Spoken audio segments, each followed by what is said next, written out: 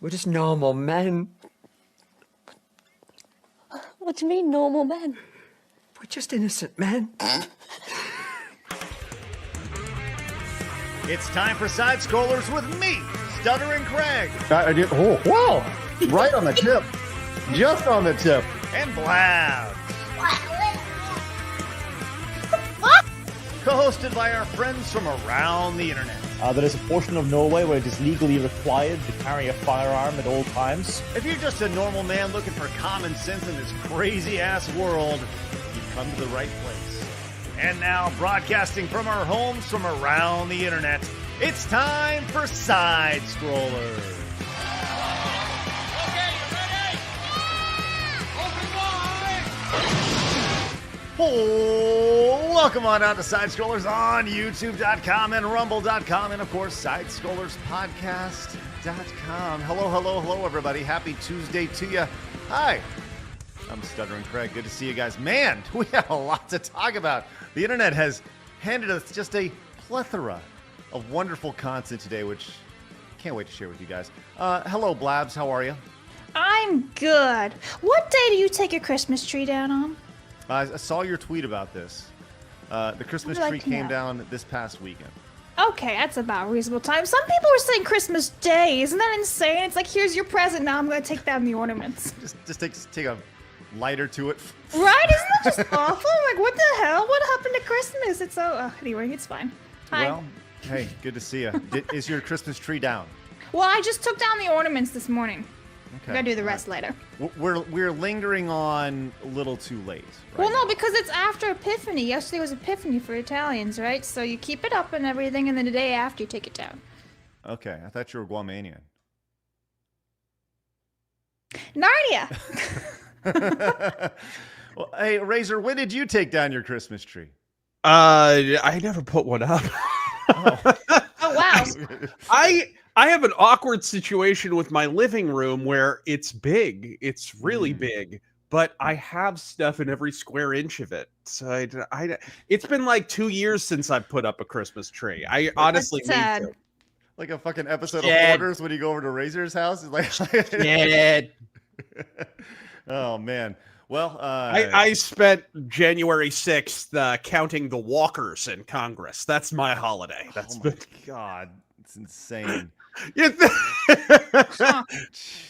Did you see those people getting pushed around? What in the world, dude? You'd think Congress would be more in touch with the Founding Fathers, considering most are old enough to be one. So it's pretty wild. My, oh my. Well, shit. Yes, it was a busy day yesterday, and we're going to have a busy day today. I'm glad you guys are here.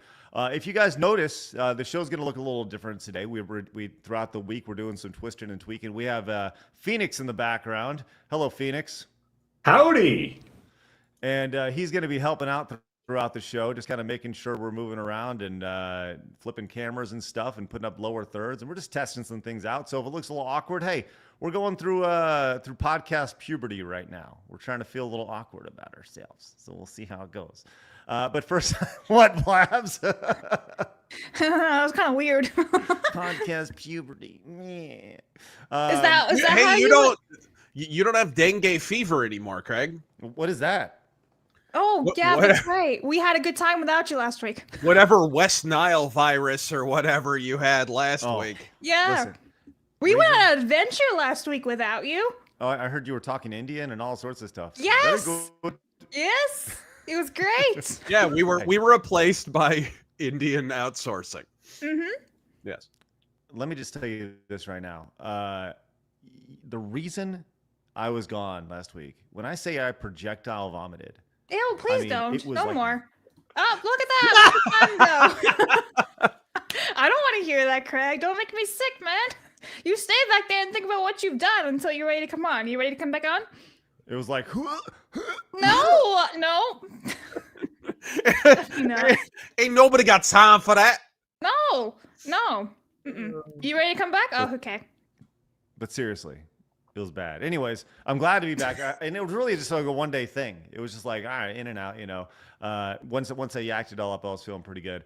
With that said, we do have a lot going on. You ate something poisonous. Maybe. Did you have a mushroom? Maybe I did. No mushrooms. No. But with Phoenix being in the background, I wanted to bring this up before we go any further because right off the bat, this is outstanding. As Vaughn Zoli came in with a $99.99 super chat, which I believe has set a new precedent here. As not only do you see those wonderful jiggles, Vaughn says today's show is sponsored by Montez. Now, listen, Vaughn, it's time to educate Razor. Yesterday on our show, Razor, we were talking with Flash about this clip where, well, let me just show it to you really quick. I don't know if you saw this being passed around, but there was a road rage incident. We have a standalone video on our channel about Someone this was now, playing road rage. Yes. Not Simpsons road rage, but I want to watch this minute 12-second clip, and then this we're going to learn about Montez here. Okay, so because we have a follow up to this.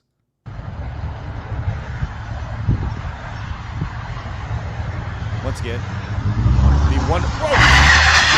the wonderful framing here. Let's go! Get out of the fucking car! You want to ride my fucking ass? Get out the fucking car there, bitch! Get out! Get out! I didn't touch your fucking car, you dumb bitch! You were on my gun! Come and touch me, because my man's right fucking there. Come and put your fucking hands on me. I ain't driving crazy. You're bitching on my goddamn ass! They just bring it all I together. The poor guy in his pajama pants. Well, watch what pajama pants does here. Fucking other lane! Get out of my face! Bitch! Whoa. Yes! That was better than Raw last night. Dude, right? Okay, so once again, Razor, pay attention. She's talking about Montez, her boyfriend here. Okay, right. And listen to her as she's getting belly to back suplexed here, Razor. Bitch!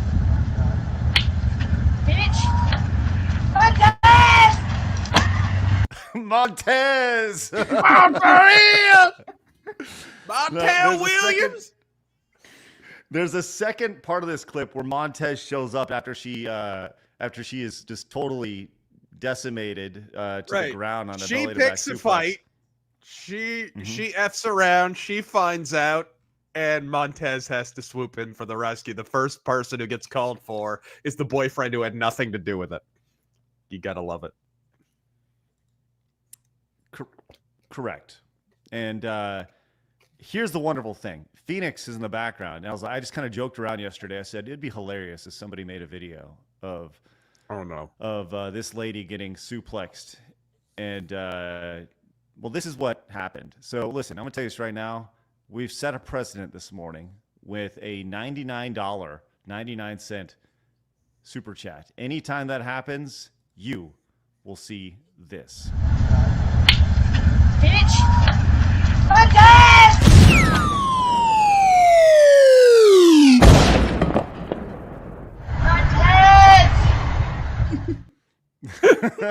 I was expecting a Mortal Kombat spike pit fatality there. I gotta be honest.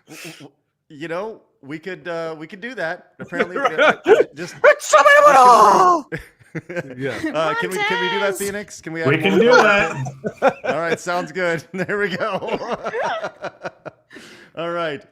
So it has been established. The precedent has been set by Vaughn. Thank you very much for that. All right, what a great way to start the show. As always, we like to kick it off with today in video game history. So Blabs, please fire away. What do we got today? Okie dokie. So, January 7th, we have the next Tetris, releasing in 1999 in Japan. We have Crash Bandicoot 2 Entranced, released in 2003. And then we have Craig's absolute favorite. We have Street Racquetball, released in 2003. Yeehaw! Big fan of that one. What a lineup. Yeah, it's slim pickings. Well, I'll tell you what, you did miss a very noticeable game. Actually, two today. No, I did not. Yes, you did. You missed two very noticeable games. She's like, Halo 3. Right? Right. No, not Halo 3. Initial D was released on the PlayStation. I'm sorry, 26 what now? years Initial ago. D? Yes, Initial D. What is that? You need to. It's Animu racing garbage. Yeah, that was released many years ago. But also, this is a game that we actually talked about on the channel not too long ago, Blabs. But a game called Rez. Rez was a game that was like a very early rhythm game that was trying to capitalize on the rhythm craziness of the late 90s into the early 2000s. And Rez was a game that you played on your PlayStation 2. And do you remember not so long ago when we had Red Bandana Gaming on, and I showed you that clip of the girl with the trans vibrator, right?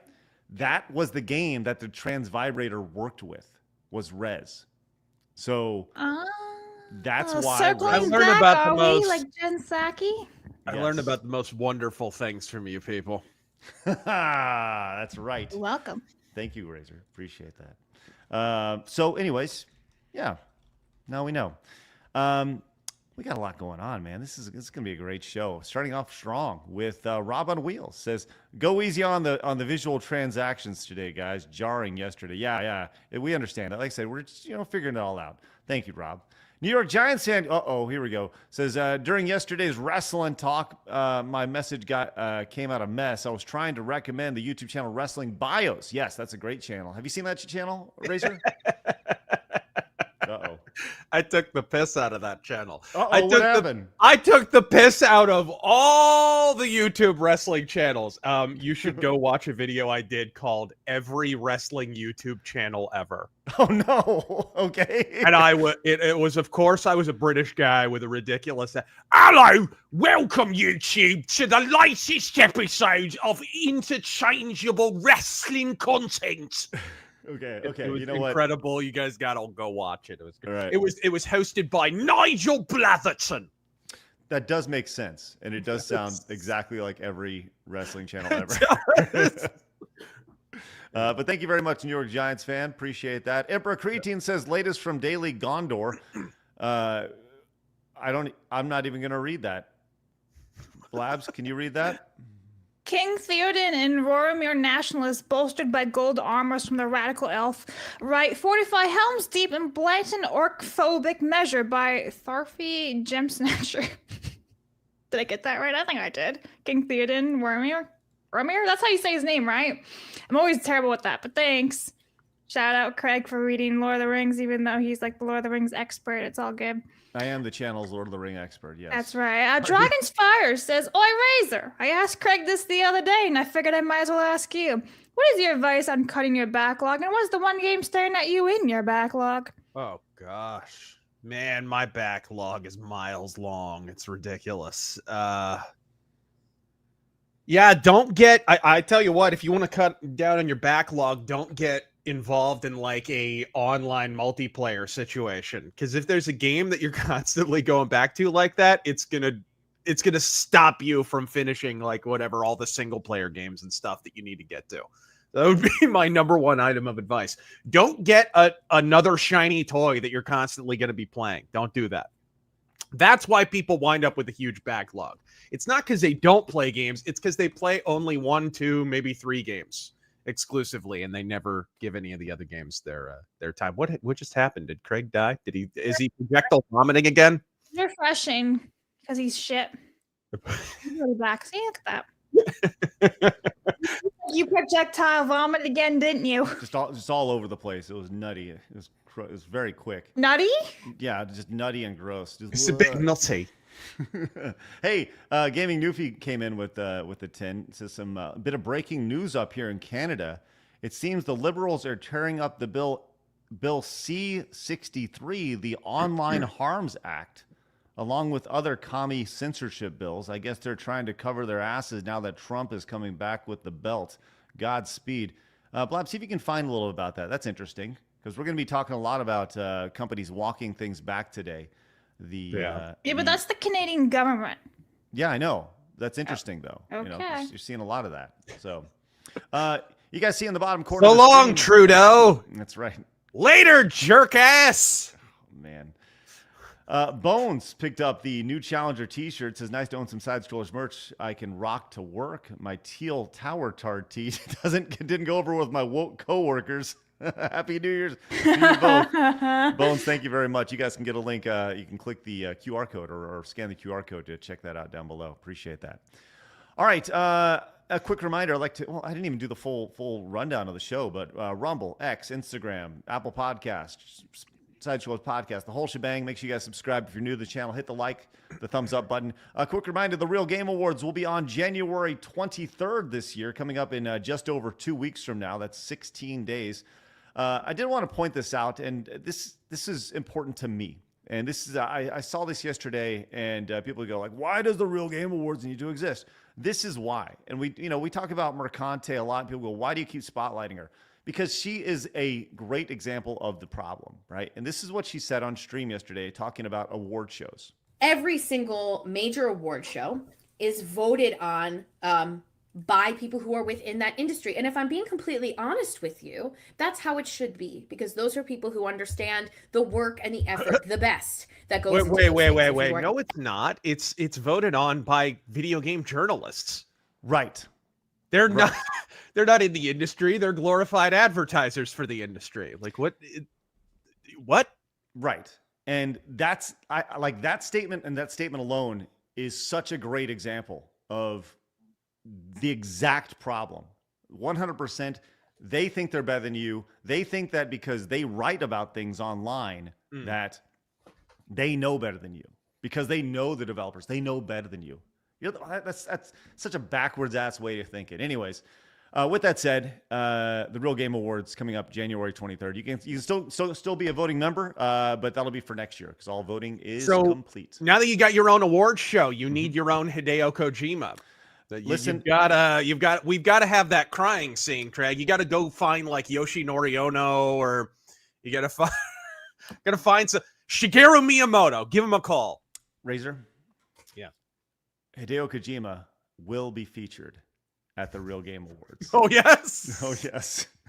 Would you get like one of the egg roll people to pretend to be him or something? No, it will be Hideo. This is what you call them, Blabs? Egg roll people? Yeah, jeez, God. Project Egg Roll, the YouTube channel. Project Egg Roll. The truth comes out. I see how it is.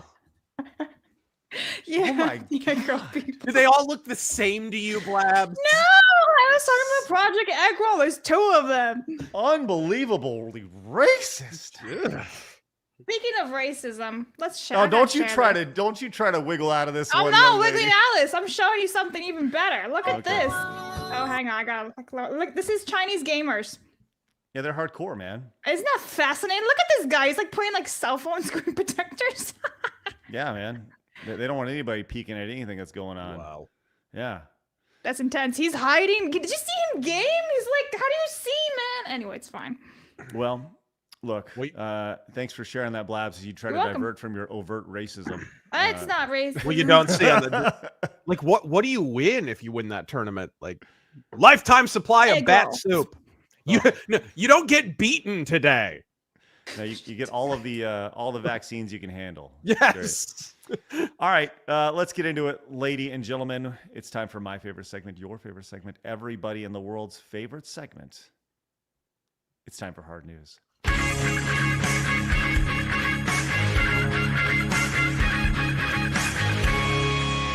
Hard news. All right, you saw the lip bite there, but I'll tell you what, Phoenix was on that. That was great. All right, look, we have I see this. Is this the Chinese gamer thing? Is this what you just pulled up, Blabs? Yeah, I just put it in there for future reference. If I need it again. For future reference. Well, let's go to this. Let's go to some nightmare fuel to start off. We've talked about ChatGPT many, many times, the upcoming death of everybody from AI and the eventual Terminator 2-like Skynet scenario. Did you see this video being passed around yesterday of this guy who, it says this guy works for Skynet, but I mean, it might as well be. This dude is leveraging ChatGPT to fire weaponry, Razor. I'll be interested to hear your thoughts on this. ChatGPT, we're under attack from the front left and front right. Respond accordingly.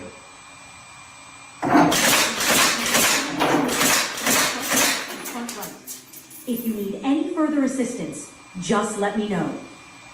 Yes, can you move negative 25 degrees, then sweep across the field of fire, stopping every 5 degrees to fire 1 round? You should also have some variation in the pitch.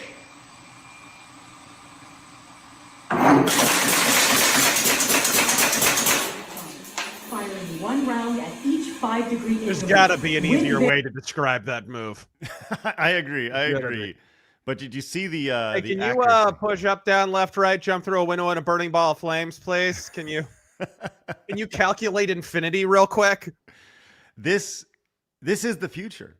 Like, this truly is the future as far as... If the future is a balding hipster standing in a room describing how we're allowed to fire our robot guns, I want out now. I want out right now. Oh my God. Let's here's the listen to how happy ChatGPT is at the end. pitch. If you require any further actions, feel free to let me know. Good job. You saved us. I'm glad I could help.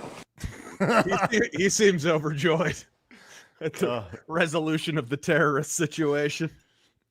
Very, very Terminator 2 vibes for me, personally. Not a huge fan of being shot at by ChatGPT. It's very much Terminator 2 vibes in that it's a really overrated movie. No, I hate James Cameron.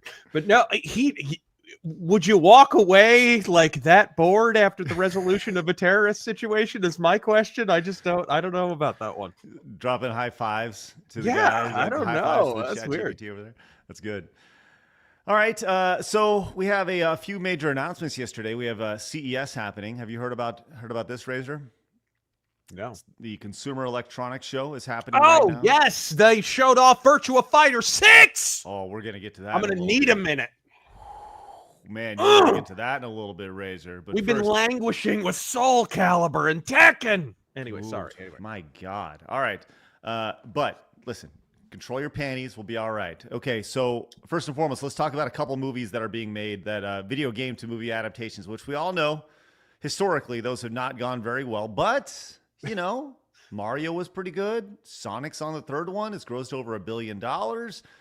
Let's add Ghost of Tsushima to the list of anime. This will be an anime that's being developed for Ghost of Tsushima, which is interesting. So there's that. We're getting an adaptation, a media adaptation there. Thoughts on that?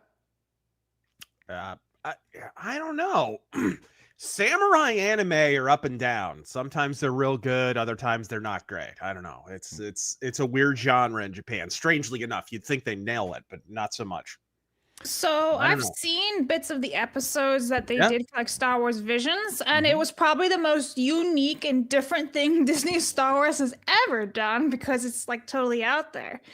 So I don't think it'll be actually that bad. I think it'll have like a niche audience. If you like it, you don't kind of thing, like for most animes, but I don't have any problem with it. If it's a good samurai anime, that'll be awesome. Like I don't even care about the Ghost of Tsushima connection. Just give me a good samurai anime. I'll watch it. We also have the announcement of, and they're really, really, really pushing this franchise. So much so that it's got a Lego adaptation. It's got a remake already, a remaster. But Horizon Zero Dawn is getting a film by Sony now. Did you see Jeff Keighley's corporate whore ass announcing that? Like he's not supposed to be running award shows for these games or whatever? Ding, ding, ding, ding, ding. There you go, Razor. You get it. You get it. So Horizon Zero Dawn is getting a film, as well as Helldivers is getting a film, which Helldivers is kind of an adaptation of Starship Troopers, which is... Yeah, I guess we're finally getting that next Starship Troopers movie. I guess. So thoughts on Helldivers, Horizon Zero Dawn, and a Ghost of Tsushima anime? Blabs, you got anything on those? Well, those aren't animes. No. Well, no, the last one's an anime. The first two, or the other two I mentioned, are movies. Yes. I actually think as long as they're made well, then sure, why not? But if they're gonna be shit, don't even bother. You know, don't ruin it. Don't ruin it. Okay. Well, that's not the only thing that's been announced at CES. There's been a lot of new announcements, and I figured that we would kind of take a few minutes and go down the list of all the things, some major items that were announced on day one of the Consumer Electronics Show 2025. Have you seen some of these items, Razor? No. Okay, let's take a look at some of these things. I mean, I got little bits and bobs, but yeah. Okay, let's check out this. This is a list from this guy Rowan. the 10 most impressive reveals at CES so far. A 360-degree AI-powered body scanning health mirror that can scan your heart, weight, and metabolic health. So here's this video.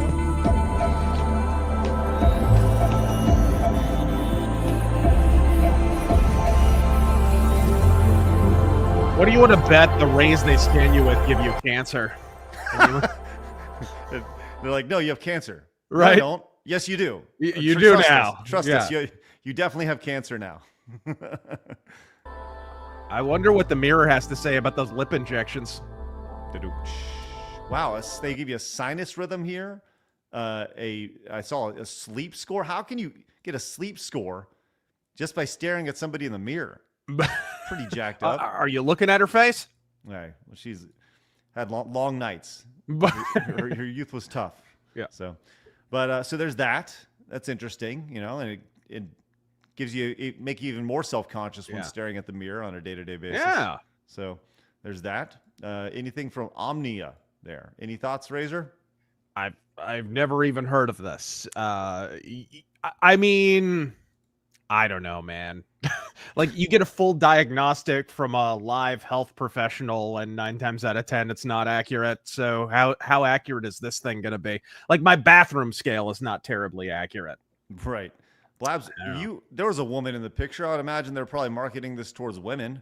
Would you ever be interested in a woman who likes looking at herself in the mirror? No. Yeah, no. Blabs, would you be interested in no. Oh, okay. Actually. I don't like these things. I don't like these apps that control, like, check how long you sleep for, remind you drink water and all this shit. That's the thing.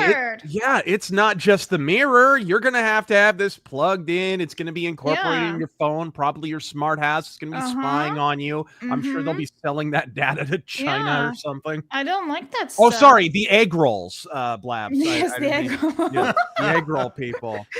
Yeah, no, I'm not for it. Sorry. All right, we'll see if you're for this. Hey, Blabs, give us a real quick.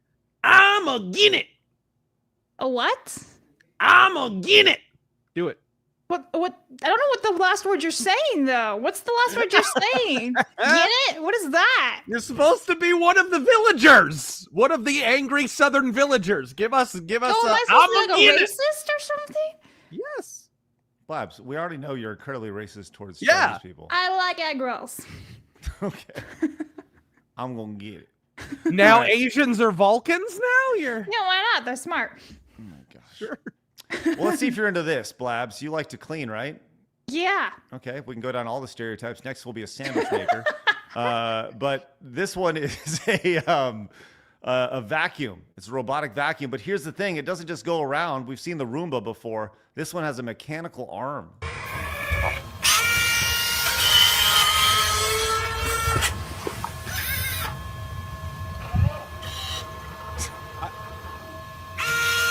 Couple this with having cats in your apartment. There's about 1,000 ways this can go wrong, bro. Dude, I don't disagree with you. I don't disagree with you at all. And then it just brings it over there and puts it down. Yes, how many household animals will be like swept up or killed by attacking from the Roborax Saurus Z70 robotic Apparently, vacuum? there's so many different ones like this that are so high tech. It's insane, actually. Although, the one that my sister gave me one for Christmas years ago, and it was plugged in overnight, and I had like a power outage or something. But anyway, it didn't have a surge protector connected to it, and so it short-circuited the room. So it didn't work very well. You kind of died a lot. They take forever to clean your room. Like you literally. Yes, because they're so stupid and blind. You could vacuum your own. You could vacuum the room yourself in a few minutes. Or you could let this stupid robot take 4.5 hours to figure the height and depth of the room and then do it. Yeah, especially I think they're really good for like vast empty rooms that have like no furniture. Yeah, just in case you live in a Victorian ballroom. Exactly. Yeah. If you live in Downton Abbey, totally fine. But if you have like furniture and you have like kids and stuff, no, doesn't help. Well, and let's not forget how unbelievably quiet it is as its arm is coming out. It's just. Oh yeah, that's what I want to hear. It sounds like you're cutting wood on one of those machines. Right, one of those machines. Yeah, yeah, that's the word. For some reason, I couldn't remember the word. Well, we also have spy glasses. So check this bad boy out. I'd be down for that. Smart glasses. By the way, Razor, I don't know if you know this. I am a new glasses owner. I have some spectacles here.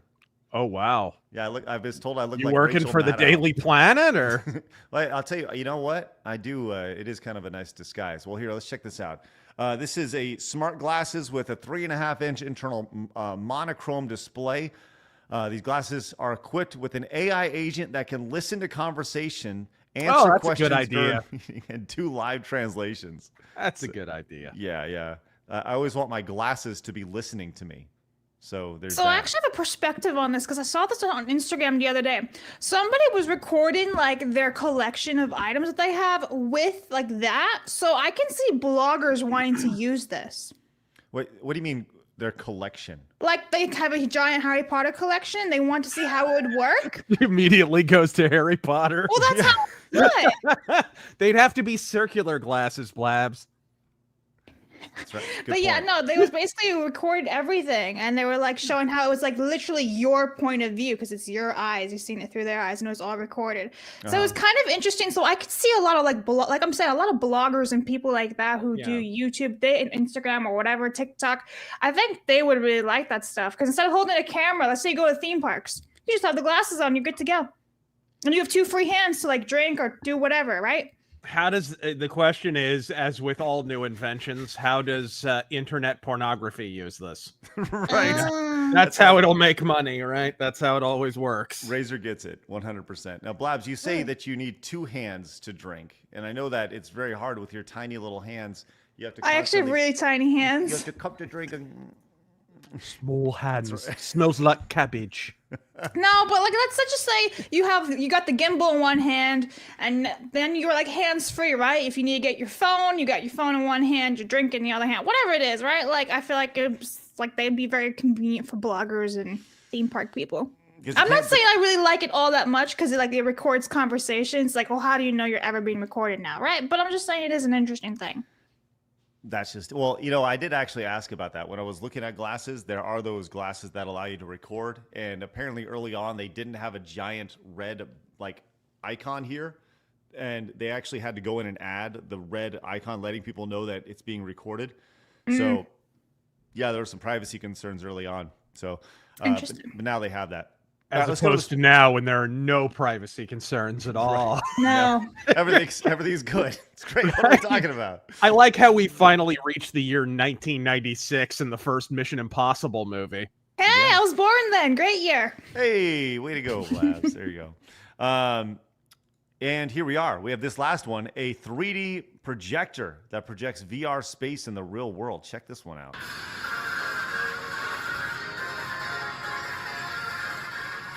That's kind of interesting. Now, I don't know if the reflection is real or not. VTubers are going to love that. Oh, of course. Pretty cool technology that they're kind of is, actually. It's like a little mini Tinkerbell just on your shelves. Finally, a table that will support a VTuber's weight. I mean, you know, he's kind of correct. We don't know a goddamn thing about VTubers. Yes, we do. They're all dudes. Yes, we do. They're all dudes. Well, that'll be really interesting, to say the least. So you can see the full projection there. And obviously the colors are a little dissipated and not super vibrant, especially compared to like what you're looking at here. But yeah, it's interesting technology. And, you know, we're going to see this used in probably really negative ways here very, very soon. So once again, I think you're right, Razor. Yes. Welcome to Skynet, kids. We're all going to die. That's right.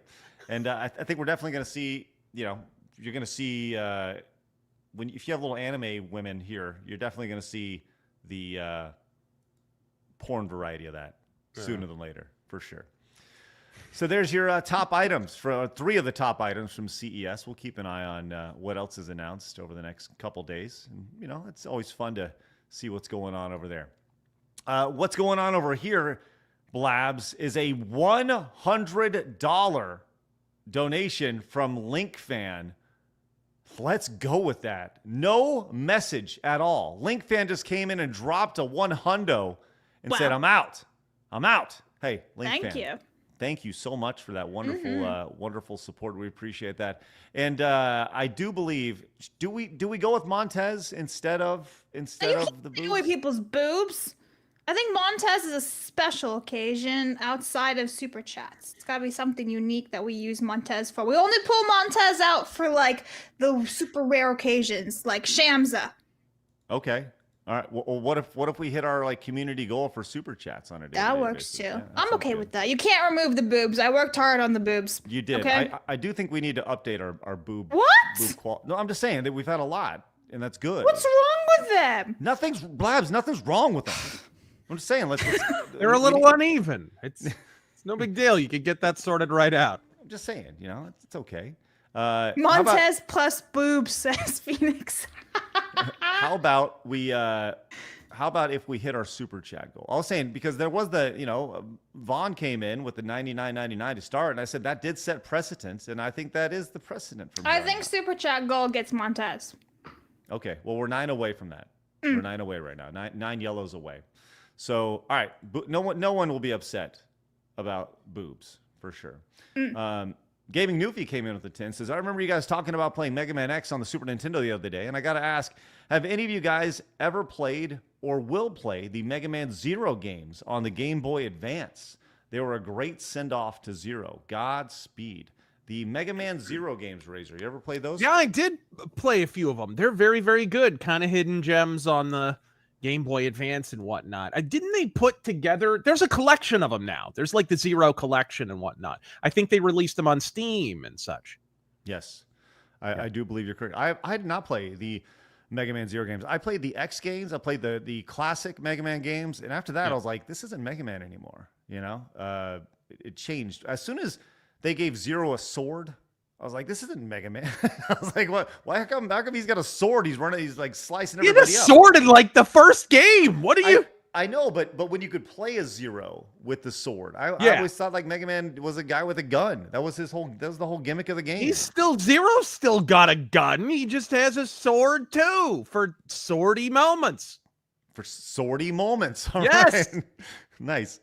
Hey, some issues only a sword can solve. Just ask a Muslim in the UK. You need a saber. Yes. Sure. A scimitar even. Stay at home Hippo says, afternoon, bro chachos, and welcome, Razor. The real question is, will ChatGPT blast the Vietnam playlist on subwoofers during flybys? And by the way, Razor, any recommendations on good metal movies /docs? Thanks, Hippo. Yes. Any recommendations for good metal movies or docs? Downfall of Western Civilization Part 2, of course. You want to watch freaking Ozzy totally blitzed on whatever he had that morning, trying to fix his breakfast and spilling the orange juice everywhere. And Paul Stanley in a bed with a bunch of women he's not attracted to. Just come on. You got to watch that. All right. Then we have Stay at Home Hippo says, anyone else have a problem making supers come out legible? I swear the autocorrect messes up my messages. Thank you. Yes, YouTube, sometimes there is a little bit of censorship there, and bummer. Black Shirt and Jeans came in with the 10. Says, Canadian here, not surprised the libs are backtracking on on a lot of their crap. Trudeau has made them so unpopular, they run the risk of losing the Quebec separatists. Thanks, Black Shirt and Jeans. And good luck with your country there. Possibly the 51st state. Tamamo came in and says, speaking of the Real Game Awards, vids calling Craig a scammer keep appearing on my feed, and I can't help but feel they don't know the definition of a scammer, much like the definition of a grifter. Well, listen, I've been doing this for a long time, and you'll see coming up in a couple weeks. Hopefully people enjoy it. Shane O'Mac came in and says, Blabs, his name is Mr. Philip Chan, you round-eyed bigot. I know his name is Philip, but I'll say one of the Project Eggroll guys. I didn't say who. Oh man. Soul Hunter says, at home with the flu, but thanks for the show to brighten up this crap day. By the way, Razor, thank you for getting me into Wasp years ago. Saw Wasp in their 2022 tour. Sweet. Nice. Good stuff. Thanks, Soul Hunter. Appreciate that. Over on Rumble, B. Barrett gifted a membership to the channel. That's awesome. And this from CG Hero says, Craig, how did you and Razor first meet? Is it true you met during your Screw Attack days? No, I think he just invited me on the podcast. That was the first time we met, right? I think. I mean, you were probably, I was front paged a lot on Screw Attack, so you'd probably heard of me, I'm sure. At some point. I definitely, I feel like we had some sort of connection a while back, but I don't know exactly when we first met. I think it was at Screw Attack, but it was that evening in the bathhouse. Oh, when I lost my sandals and gained a friend and confidant for life. That's right. So I did. Speaking of Screw Attack, I did want to hit this. This is kind of interesting. The first episode of Side Scrollers featured an old friend. This iteration of Side Scrollers, and Blabs put this in the private chat, and I think it's actually worth mentioning. You know Destin Leaves, Razor, yeah, from IGN.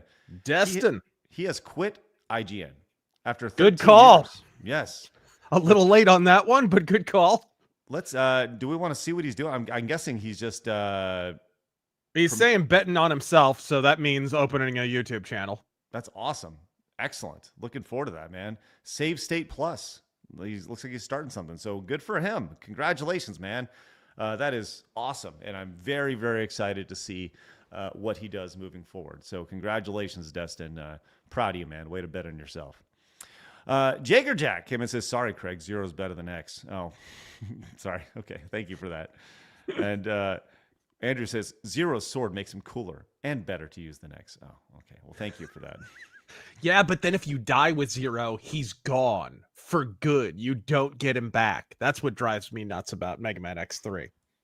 Hold on. Blabs, is what you put in the private chat real? I just saw, like, he said it. This can't be real. But I just saw it in a video. Pull it up. Please. Please. Did he say it? Yes. Yes, please let this be true. Okay, if this is true, this is fucking hilarious.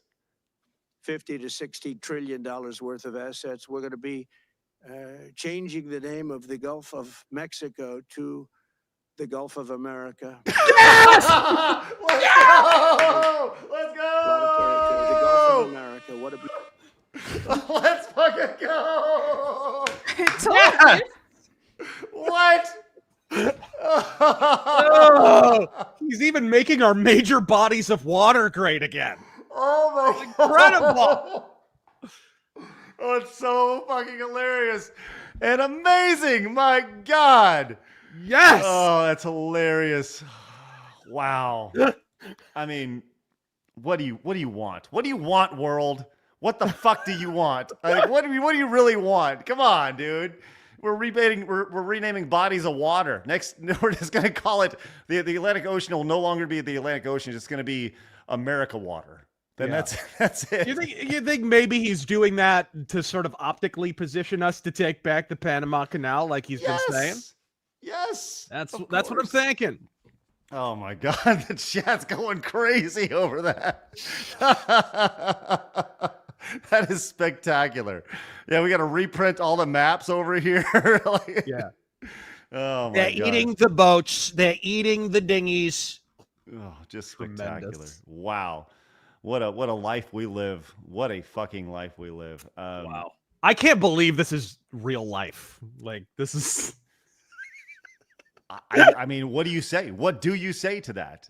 And like, who was like, hey, listen, it'd be really great if we took the Gulf of Mexico. Like, why is it called the Gulf of Mexico? Well, no, it should be the Gulf of America. God damn it, it's Gulf of America. Right? Like, and all of a sudden, when you go swim in the Gulf of America, you got a little bit more pride. You know? It's a little bit cleaner now. It's not as not as gross, not as dirty. You're good. You feel nice about swimming in this. I wonder what that commie hag who runs Mexico right now is going to think about that. Oh my gosh, that's hilarious. Apparently we're slowly we are becoming hell divers too. We're the ones spreading democracy across the world, which is wonderful. Oh my God, how great is that? Well, I don't know if I can recover from Gulf of Right. America, but that's brilliant and amazing. Democracy is non-negotiable. Jeez, man. Bill Gates' net girth came in with the 10. It says, just some normal, innocent support for some normal, innocent men. I think you missed one from me yesterday. Can that count towards today? The Ickle Pickle will yodel for Montez. Oh, thank you very much for that. And you know what? I did yesterday. Thank you for that. Rare girth magnets confuse me. That's great. And Delta, I did see yours yesterday. I apologize for missing that as well, but I'm not going to miss today. Delta says, with your tweet about Hulk Hogan getting booed, might actually be the most normalcy I've seen in a cultural thing in a while. Didn't hear of people fighting each other or hitting or hating Hogan, and he argued back with the crowd that he's getting paid. Yeah. So did you see that last night on Raw where Hulk Hogan got booed? That's just because the only people left watching wrestling live are all soy boys, and they were in California. That's all. That's all. LA. Have you seen the wrestling audience? Like I was watching an episode of Raw from 1998. It's a bunch of like muscle brown frat guys in polo shirts, and what they sweep across the crowd. They all look like they have seen a woman naked without having to give their credit card number, right? And then you look at a modern audience, and it's like, I like to watch. Right? They've all got soy beards and they've got the black frame glasses, like Craig over here. Hey, what's up? They've got would you like to see my wife? Yes, they've got the Superman logo t-shirts. And this is the modern wrestling audience, guys. That's who was booing Hulk Hogan, gang. we have a lot of we have a lot of wrestling fans in our chat who are like, what are you talking about, Razor? It's ridiculous. Clear Skies came in and says, you said it right, Blabs. Praise. Blabs, I'll let you read that actually. Wow, because you can't read the word kimchi, can you? No, I can read kimchi. What are you stop being so racist. That's not Chinese food, kimchi. You should know that. Know your foods. Anyway, praise be to we the kimchis, the master bulgogi. Bulgogi. Oh, who can't? What is that? Bulgogi? Don't ever get on me about kimchi. It's bulgogi. What the hell's a bulgogi? I got it right, What are you talking about? I got it right. I just don't know what it is. What is it?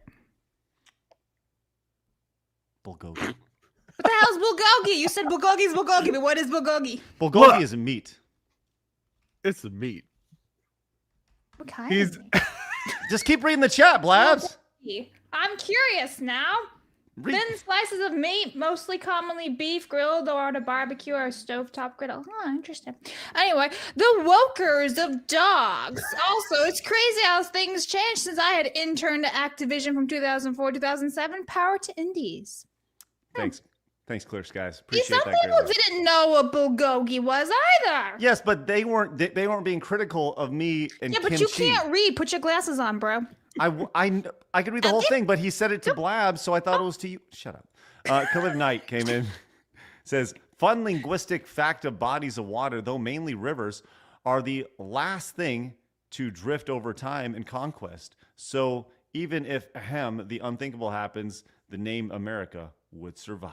Let's go. Thank you very much. That's spectacular. Everything about that is wonderful. Suda says, at this rate, Canada might turn into the 51st state. I don't know if we want Canada. Just saying. Some of them want to come over. I know that for a fact. Oh, yeah. They were like, please invade us. I haven't been told this. All right. Well, look, we talk about the change of bodies of water. Let's talk about the cultural change that's happening right now across social media and sports and everywhere else in between. We have definitely seen a shift, and it is major in a major way. And it starts with social media. We saw it on X with Elon Musk and the free speech aspect of things. Now we're starting to see it for the first time with Facebook, which is crazy. We saw this story from Dana White, actually. He's going to be a part of the board members of Meta and Facebook, which is very weird. And Dana White is about as free speech as it gets. And this was announced yesterday. So first and foremost, Razor, your thoughts on Dana White joining the board of directors over at Meta? That's a weird one. I think that's more to benefit Meta than to benefit him. I don't know. That's a weird one. That's very, very strange. What's the thought process there? UFC, WWE guy jumps over it. I don't know. That's weird. Well, I mean, look, it's obvious like Failbook is struggling. It's been struggling for a long time. Its user base is really, really old boomers, and like everyone else is kind of jumping over to X or Instagram or other social networks. They do own Instagram, like Facebook owns them, correct? Yep. But that's kind of the only profitable part of their business at this point. So I don't know. That's very, very strange. Well, here's the statement from Mark Zuckerberg. Says, I'm excited to kick off the new year with some news I've been working on for a while. Dana White, John Elkman, and Charlie Songhurst are joining Meta's board of directors. We have massive opportunities ahead with AI, wearables, and the future of social media, and our board will help us achieve our vision. Dana is the president and CEO of UFC, and he has built it into one of the most valuable, fastest growing, and most popular sports enterprises in the world. I've admired him as an entrepreneur and his ability to build such a beloved brand. So, it looks like it's definitely a business thing for sure. I mean, as you'd expect with a board of directors. Is this just the latest move from Zuck to kind of ingratiate himself with anyone right of Chairman Mao? Right? Like lately he's been doing these little moves like, hey guys, I'm not a complete leftist authoritarian, right? He wrote that form letter whining about Biden forcing him to censor a bunch of people. Okay, so Biden forced you to censor a bunch of people. It's 2025 and you're still doing it, prick.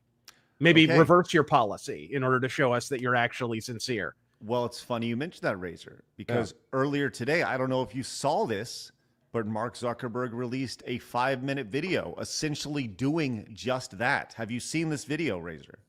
All right, let's see it. Let's watch this entire thing and take it beat by beat. If you want me to stop at any point, you can do it. Okay, here we go. Oh God, he's got the millennial broccoli hair. He sure does. I'll say all I can see is the guy who played him in The Social Network. That's all I see. Right. When I look at Zuckerberg. And His Trent name's Reznor, Jesse, right? Jesse Eisenberg. That was who? Yeah. And I just need Trent Reznor music playing in the background at all times. Just a hard techno beat. All right, let's listen to this. Hey everyone. I want to talk about something important today because it's time to get back to our roots around free expression on Facebook and Instagram. I started. Interesting. He didn't drop this video before Election Day. That's a strange one. I couldn't interpret that behavior. I don't know. Oh, wow. It's just almost like he's blowing with the wind. Yeah. Whichever way the wind blows. Let's go see where this goes, Razor. Yeah. Building social media to give people a voice. I gave a speech at Georgetown 5 years ago about the importance of protecting free expression, and I still believe this today. But a lot has happened over the last several years. There's been widespread debate about potential harms from online content. Governments and legacy media have pushed to censor more and more. A lot of this is clearly political, but there's also a lot of legitimately bad stuff out there. Drugs, terrorism, child exploitation. These are things that we take very seriously, and I want to make sure that we handle responsibly. So we built a lot of complex systems to moderate content. But the problem with complex systems is they make mistakes.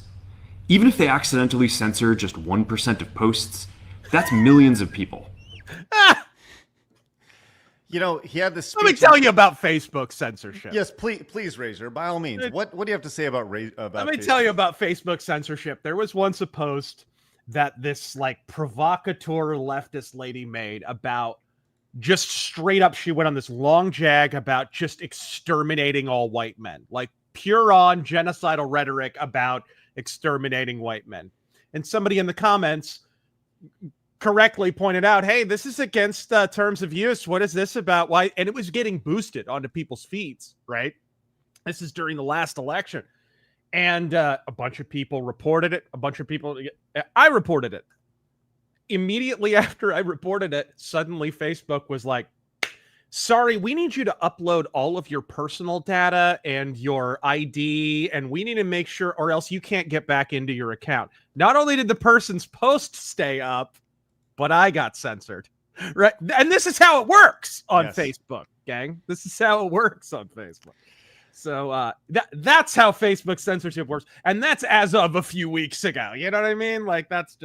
That's how that goes. But, he had this, he said at the start, he said, I did this speech 5 years ago. why did it take 5 years for you to realize this? People have been saying that this has been shitty for 5 years. You've been censoring people. My brother was banned on Facebook for things that he posted. There was all these fact checkers, and it took you half a decade to figure this out.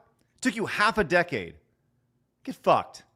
It didn't take him half a decade. It took him one election to figure that out. And I would remind you that in 2020, this dude was targeting just districts that would benefit the Democrats in swing states like Arizona.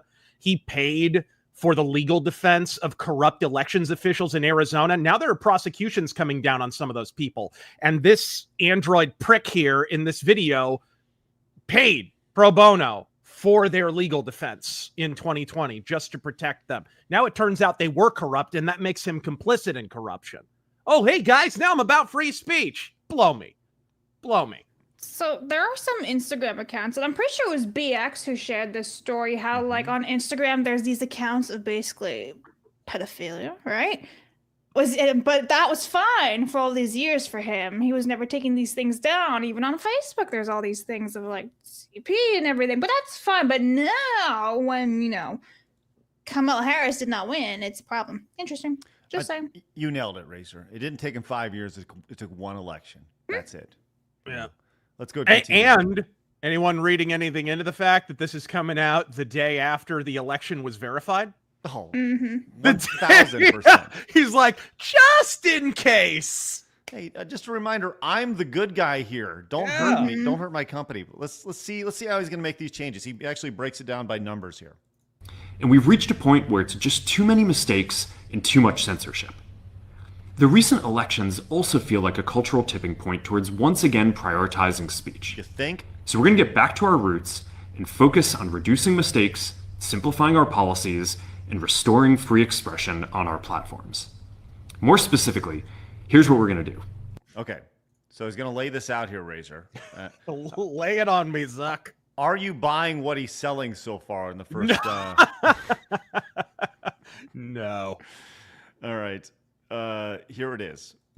First, we're going to get rid of fact checkers and replace them with community notes similar to X, starting in the US. After Trump first got elected in 2016, the legacy media wrote nonstop about how misinformation was a threat to democracy. We tried in good faith to address those concerns without becoming the arbiters. You donated to the people who were making the accusation, you prick. Blabs, see if you can find all of Zuckerberg's donations. I know. See if you can find them. Jeez. And then he had his, what was the name of his political PAC? It was the Zuckerberg PAC, right?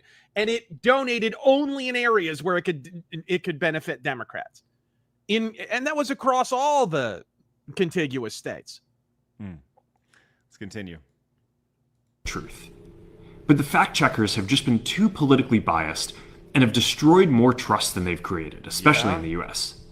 So over the next couple of months, we're going to phase in a more comprehensive community notes system. Second, we're going to simplify our content policies and get rid of a bunch of restrictions on topics like immigration and gender that are just out of touch with mainstream discourse. Did you hear that? I just want to go back and Bro, I mean, I'll have a video, and you can see it happen in real time on Facebook. I'll do one. There were several weeks ago, I did 2 videos in the same week, and one was just about a gaming topic, and the other was about a controversial political issue.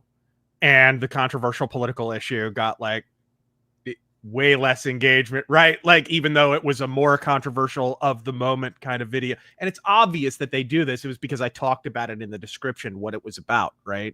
Which was my fault, honestly. I shouldn't have typed out a detailed description. But this is how they deboost all of this stuff. Like, this is... Well, I want you to listen to what he says here, specifically about gender, right? Yeah. This what a slap in the face of all the gender ideologues here. Simplify our content policies and get rid of a bunch of restrictions on topics like immigration and gender that are just out of touch with mainstream discourse. Nobody cares about gender. Nobody cares. That's, oh my God, it's absolutely amazing to see. What started as a movement to be more inclusive has increasingly been used to shut down opinions and shut out people with different ideas, and it's gone too far. So I want to make sure that people can share their beliefs and experiences on our platforms. Unless we don't agree with it. Right? And then rejected to half court. My God.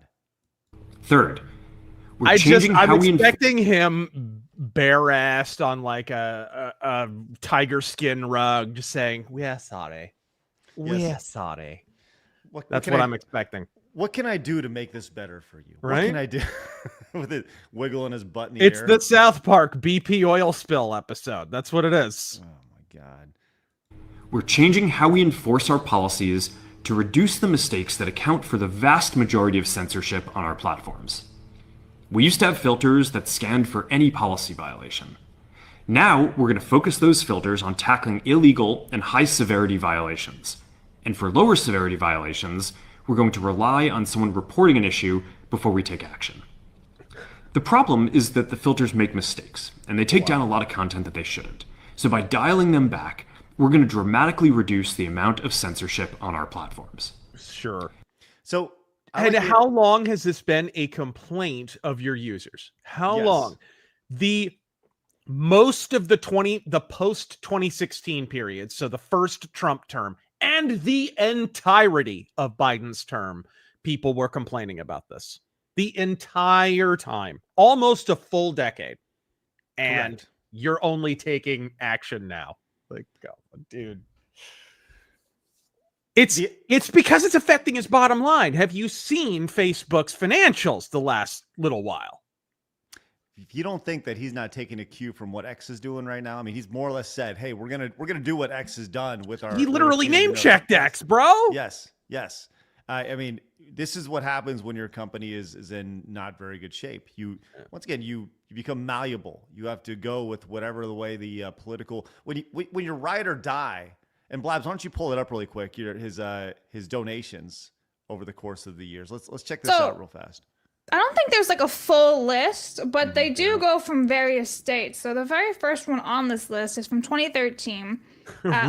Rubio and Paul Ryan is not a surprise there. Yeah, so we got Katie Porter, Luis V. Gutierrez, Nancy Pelosi. Orrin Hatch, also not a surprise. Cory Booker. Yeah. Some of these are pretty old though. Yeah, like these are from 2011, 2013, 2015. Yeah. San Francisco Democratic. What is the name of his PAC? What do you mean?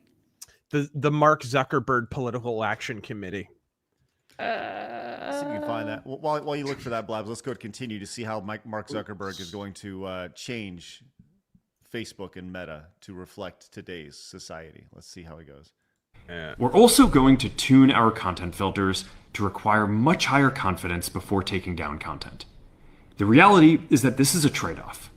It means we're going to catch less bad stuff, but we'll also reduce the number of innocent people's posts and accounts that we accidentally take down. Fourth, we're bringing back civic content. Razor, you may be interested in this. For a while, the community asked to see less politics because it was making people stressed. So we stopped recommending these posts. But it feels like we're in a new era now. And we're starting to get feedback that... It feels like we're screwed. It feels like people are actually engaging with this, and we'd like them to engage with our website. We'd like to be able to pay our power bill. Like, this is where we're at, folks. If you can't see the insincerity dripping off this douche canoe, no further illumination can come to you. I'm sorry. It's absolutely amazing to see the response to this. And like, dude, I just quickly Googled this story, right? Have you seen some of the headlines? Like, Mark Zuckerberg's MAGA makeover. Oh, like, really? You got a spray tan? This is a MAGA makeover? What are we? Oh no, that's hilarious. Yeah, Blab, see if you can find that too. Just search Zuckerberg in the news section. It's on CNN. Mark Zuckerberg's MAGA makeover will reshape the entire internet. Jesus Christ. Oh my God. Let's continue. He's not done. People want to see this content again. So we're going to start phasing this back into Facebook, Instagram, and Threads while working to keep the communities friendly and positive. Fifth, we're going to move our trust and safety and content moderation teams out of California, and our US-based content review is going to be based in Texas. How do you think that went over when he announced that? When he announced that, You're based in Texas. Why, folks? Because he's losing money. You're moving to Texas because it's cheaper. Not much cheaper, sadly, because so many Californians are moving there, but it is cheaper. Speaking of like wealth and everything, this is interesting. Mark Zuckerberg overtakes Larry Ellison as world's third wealthiest person. This was published yesterday. Yeah. Ironic. Just saying. Well, let's finish this up. This is amazing to watch. Yep. As we work to promote free expression, I think that it will help us build trust to do this work in places where there is less concern about the bias of our teams. Finally, we're going to work with President Trump. Just said we're moving it to a red state, so it's less bias, which is BS, by the way. They're doing it because it's cheaper. But yes. To push back on governments around the world that are going after American companies and pushing to censor more. The US has the strongest constitutional protections for free expression in the world. Europe has an ever-increasing number of laws institutionalizing censorship and making it difficult to build anything innovative there. Latin American countries have secret courts that can order companies to quietly take things down. China has censored our apps from even working in the country. The only way that we can push back on this global trend is with the support of the US government. And that's where it comes back. There it is. That Bingo. is the money shot. You're correct, dude. Yep. We were working with one administration. Now we'd like to work with the new one. Okay. We tried to fight the administration for 4 years in 2016. It shrank our user base by record amounts of people, and that didn't work out so well. So. I mean, just absolutely amazing to see the about face here. Yep. From this, that's crazy. We got another 30 seconds. Let's see how this finishes up with a grand surprise at the end. Let's see if there's anything here. That's why it's been so difficult over the past 4 years when even the US government has pushed for censorship. By going Wait. You can censor hate speech. All right. You can censor that. All right. And he's like openly, like he's saying what everybody knew, but everybody's known this. And here's the irony of all this is that if you said that on his platform, you wouldn't get banned. Yep. That's the crazy thing about it. If you say that you can't say what you want to say on Facebook, you're banned. Yep. In the United States, that's fucking insane. Absolutely insane. Drives me crazy. After us and other American companies, it has emboldened other governments to go even further. But now we have the opportunity to restore free expression, and I am excited to take it. It'll take time to get this right, and these are complex systems. They're never going to be perfect. There's also a lot of illegal stuff that we still need to work very hard to remove. But the bottom line is that after years of having our content moderation work focus primarily on removing content, it is time to focus on reducing mistakes, simplifying our systems, and getting back to our roots about giving people voice. I'm looking forward to this next chapter. Stay good out there, and more to come soon. He's got his stay good out there. What kind of catchphrase is that, folks? What is that? Stay good out there. Get fucked. Get fucked, you fucking asshole. Dude. Sorry, I drive you crazy. Just FYI, in 2020, Mark Zuckerberg's PAC donated around $350 million to the Center for Technology and Civic Life. That money wound up going to Democrat turnout efforts, right? Like this is the guy who's talking here. 350, that's over $250 million in 2020. This guy was not just slightly in, he was all in on this. So you need to understand these facts to process the insincerity of this apparent turnaround. Like, it's just silly. I think you nailed it, man. It's the insincerity. It's the total gaslighting, right? Well, listen, I've always been about this, but the administration that we've had to deal with. Fuck you. Yeah. What an asshole. Sorry. It drives me crazy. It drives me crazy to see these jerks like total gaslight the entire world. What an ass. Sorry. I'm a little riled up when it comes to this. Then there's Disparu, and Disparu I think nails it right here. He says, when you're in power, you suppress your enemies so they cannot rebel against you. When they gain power, you praise freedom so you can rebel and gain power while avoiding consequences for your actions. It's actually laughable how the old tricks still work, right? Yep. And there are people out there going to be like, yay, good for you, Mark Zuckerberg, good for you. Fucking wisen up, you fucking assholes. Like, well, and he also, I mean, let's consider that Trump has talked about breaking up some of these companies and stuff before. Yes. Like, there's also the self-preservation aspect beyond the crass financial motive. There's an element of self-preservation here too that you've got to consider. Wow. I don't even know what to say about that outside of like, just fuck you. Like, what an asshole. To see somebody who has done so much to ruin free speech, to ruin any sort of conversation in society, to be like, listen, the day after that the election has been ratified and is going to go into effect, we've had a change of heart and we need to make these changes. I'm like, oh God, you see right through your charade. Just dance, fucking monkey. It's ridiculous. Asshole. Isn't it wild? Like this, you remember when Facebook first came around and it was literally just college kids like catching up, you know, hey, here's my old friend from high school. Hey, what's up? This is slightly not as bad as MySpace. You know what I mean? Like that's right. How did we get from there to here? I have no idea. Are you in my top 8? Right? Do you remember your top 8? Oh, isn't that MySpace? Was it MySpace? Remember. Was that what that was? Yeah, Facebook never had a my top thing. Okay. Yeah. Boomer. I don't know. I don't remember. Listen, I didn't use Snapchat Facebook had a it whole lot. too. It was Top all 3. downhill after they removed the poke. Yes, I liked the poke. All I would do is poke people for hours on end, and it was great. Anyway. No doubt, Blabs. Strangely enough, she was using 2 fingers. It was very odd. Angela came in with the 10, says Zuck is doing Brazilian Jiu-Jitsu and his balls dropped. That's right. Kyle came in and says Destin from IGN just quit. Yes, that's spectacular. We saw that news and good for him. I'm very excited for him.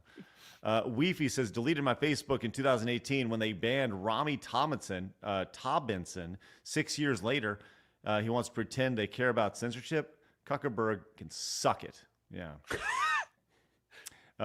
Mercenary says, I don't trust Zuck to eat a 357 lead sandwich. Okay, thank you for that in Minecraft. Antipathy says, we lost. So let's pretend we're free speech. Bingo. Yep, bingo. 1,000%. You could tell he's smart enough, though, to his credit. He's smart enough. He made kind of a pre-statement to this months ago, remember? It was kind of like priming the pump for he knew Kamala had no chance. He had to know. Anyone with a functioning brain knew if this election was even marginally legitimate, Kamala Harris was not getting in there, right? So I think he was priming the pump months ago to kind of be like, hey, guys, just in case this doesn't work out, because it probably won't, we've been censoring people. We should probably stop that. Right? So, and if you recall, there was the video of Zuckerberg doing his skiing with the American flag. Do you remember that? This on July 4th. I think it was waterboard, I don't remember not skiing. Oh, whatever he was doing. What do you mean, whatever? You see snow? No, like water skiing, Blabs. I thought it was water skiing, right? But yeah, he's out there. Whatever, it doesn't even matter. The point is that he's fucking America out there. So this was back in July 4th. So he definitely seemed like he was. I guess he's drinking a Coors Light. The PR stunts. Strong. So, anyways, that was back in July 4th. So. Good for Mark Zuckerberg. Yeah. So, will you be logging into? Do you use Facebook at all, Razor, for anything? I have a page just for and I don't even really mostly run it, but yeah, I do. Yeah, that's great. I don't know if we'll ever make our way. Maybe we will. We can say cast the net as wide as we can. Maybe we'll use Facebook someday. But you don't have Facebook, really? I have a personal page, but I've had it since 2007, and I post on it once every legitimately every 3 years. Once you get into your 60s, you know, man, figure it's about time. And then you'll start believing everything you read on Facebook, Right? thinking it's real. I think when you log in, it actually plays the theme from Golden Girls. I use Facebook still, but that's because there's like a lot of Harry Potter merch groups or Messenger. Messenger is a great little tool to use. Well, then we also have this video. That's all right. We actually have we have Zuckerberg copying. Yeah.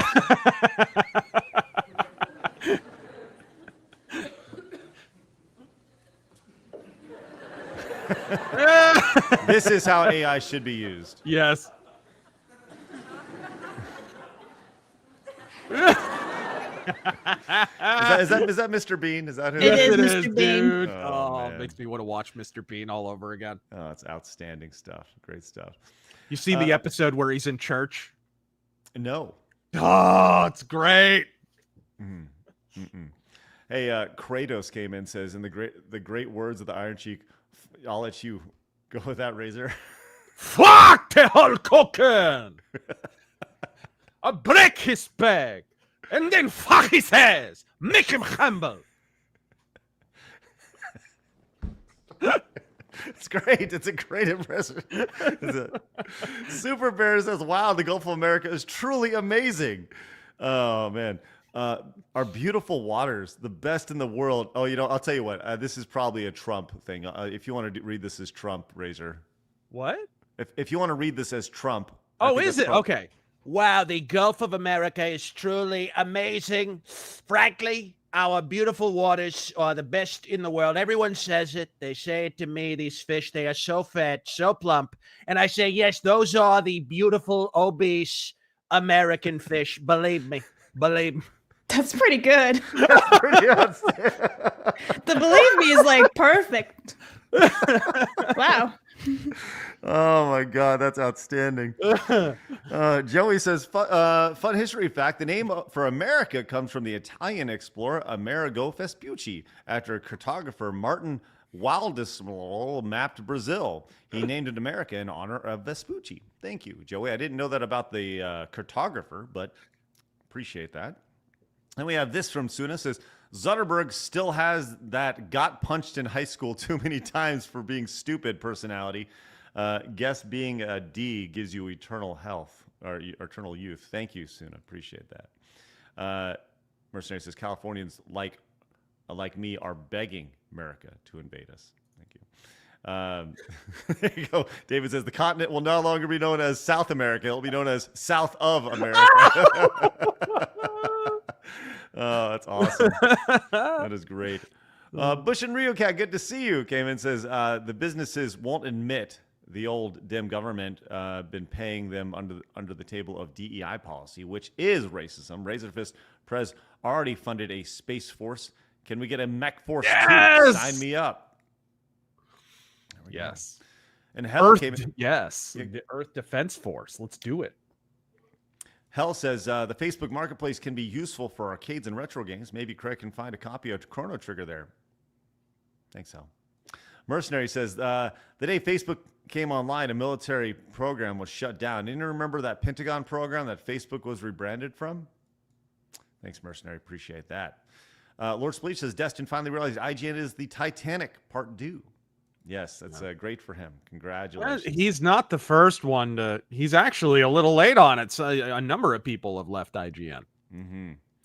All right, Razor, do we want to finish with? I'll tell you. Let's go this quick hit here, just What's up? Real fast, and then we'll finish with a larger story. Yeah. You wanted to talk about Virtual Fighter. Did you see the small clip or the big clip? I saw the very brief clip just as it was leaked, and it's not in game, but it is in engine. Yes, in engine, correct. And for those, just to set the stage, Virtua Fighter is, to my mind, the best 3D fighting game. It's unbelievable. It's the classic case of like easy to pick up, difficult to master. It's only a 3-button fighting game. Which sounds really simple, but it's not. It's actually really, really deep. It's way deeper than Tekken, way deeper than Soul Calibur, and the tournament scene on Virtua Fighter is bonkers. It is absolutely bananas in Japan. Well, I saw the 11-second clip, but I actually have a longer 35-second clip for you here. Ooh, let's see it. To say that this is impressive is an understatement. I am very excited to check this out with you.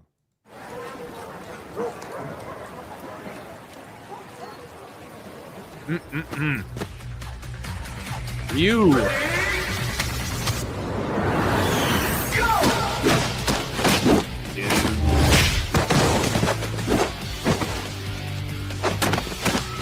That I could see that being a legit dodge in the game too. Like that's one of the big things that Virtua Fighter has. It's got this really rich like parry and dodge system, and it doesn't work like in Street Fighter 3 Third Strike or a lot of games where it's like a guard break or something. It's like literally you have to time it so that you're dodging a kick at exactly the right time, and it's the whole idea behind Virtua Fighter is they're trying as best they can to sort of simulate an actual like I don't know, street fight, karate fight, or something like that. Almost really almost like a virtual fight. Almost like it, you know? Right. Now, once again, this is not gameplay, but this is just kind of what could be. Let's see what else.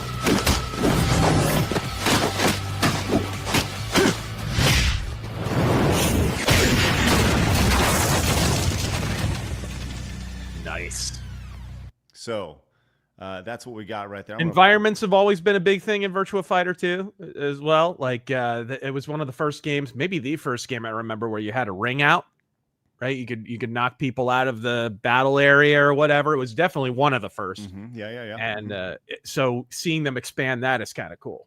Virtua Fighter 5 really went ham with some of that stuff, which was cool.